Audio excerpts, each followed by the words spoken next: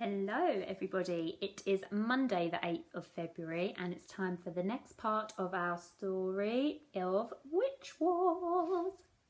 We are on chapter 37 now, Peggy screaming on a roller coaster. Sounds like fun. The two witches climbed on the roller coaster and as Peggy pulled down the black bar on the seat, it burst into life. Lights flashed, chirpy music started up and a voice bellowed, "Welcome to the hair-messing, mind-bending, witchingly wild roller coaster ride of your life." Below them stood a large crowd of witches in the blackest of black dresses. They didn't cheer or whoop or whistle for Tiga and Peggy, but remained deadly silent. It was clear whose side they were on.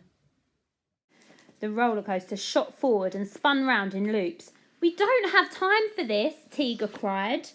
"Maybe the clue will be hanging from the roller coaster somewhere and we'll need to grab it," Peggy screamed in Tiga's ear. Tiga sighed. She had almost given up and was feeling sick, but as the roller coaster did a triple loop and swirled around and dived back down, some swirly writing appeared in front of them. "The end can be found where the start once sat. Touch the giant pin, and that will be that. You'll find it in daylight, at dawn and at night, just not on a Wednesday, no matter your might." "Did you see that?" Peggy roared in Tiga's ear as the roller coaster screeched to a halt.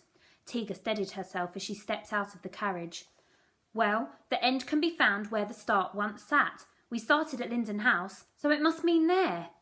"It might mean at the top of Pearl Peak. That's where the first witch landed. Maybe it means the start of Sinkville, not Witch Wars," Peggy said. Tiga paced back and forth. "It could mean that." "What's the giant pin bit about?" Peggy asked. "I've never heard of a giant pin, and it's not a place." Tiga continued to pace back and forth in front of Peggy as Peggy flicked through the useless History of Sinkville book.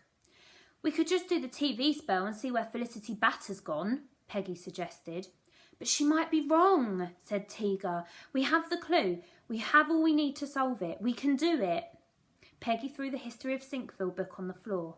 "There is nothing in here about a giant pin."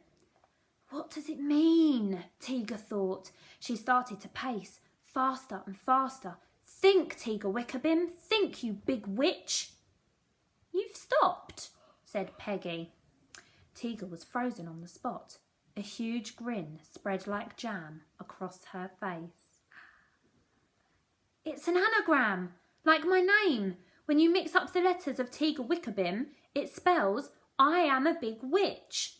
Peggy snorted. "That's brilliant." "And," Tiga said, her grin getting unfathomably big, "what word do you get if you jumble up the letters in giant pin?" Peggy scrunched up her face and thought a moment. "You get... painting! We have to find a painting," Tiga cried. "Amazing," Peggy said, leaping from foot to foot. "Which painting?" Tiga's mouth opened and then shut again. "I'm not entirely sure. It must be in Linden House. That's where we started, like the first bit of the clue says. And Fran did say Linden House is home to all of Sinkville's most important artworks. It must be a painting in Linden House." "I did say that. I say many great things," said Fran. "What do you think the day and dawn and night but not Wednesday means?" Peggy asked. Tiga's eyes widened. "The hidden painting of the map of Sinkville, the one you get to via the spinning sofa. That room doesn't exist on a Wednesday, does it, Fran?" "Fran?"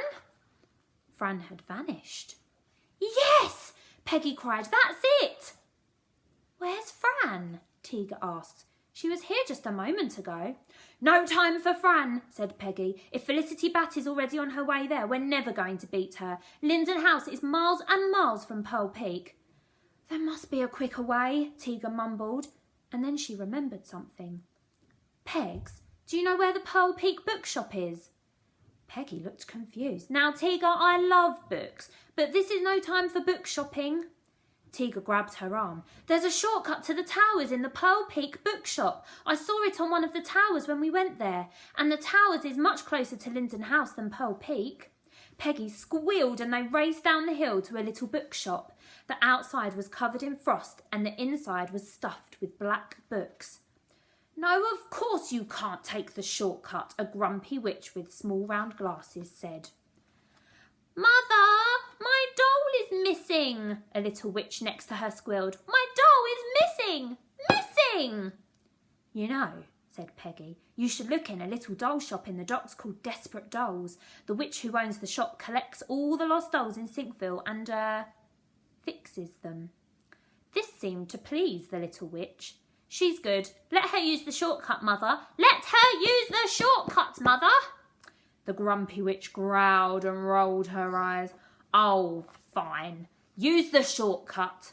Peggy and Tiga tore towards the hole in the ground and jumped. Chapter 38. Felicity Bat soars into the lead. Oh no! Back in Ritzy City, Felicity Bat strolled along the road with a smirk on her face. She had so much time on her hands that she didn't even have to levitate anymore.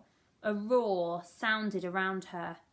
"Peggy and Tiga figured out the clue!" an old witch yelled. "One of them might still win it!" another cried. "Shh, guys, that's Felicity Bat over there," another whispered. Felicity Bat growled and flew fast towards Linden House. And that, owls, is where we are going to stop today. So join me tomorrow for chapter 39. Thanks, Karen. I wonder who Karen is. Hope you enjoyed it, everyone. See you tomorrow. Bye.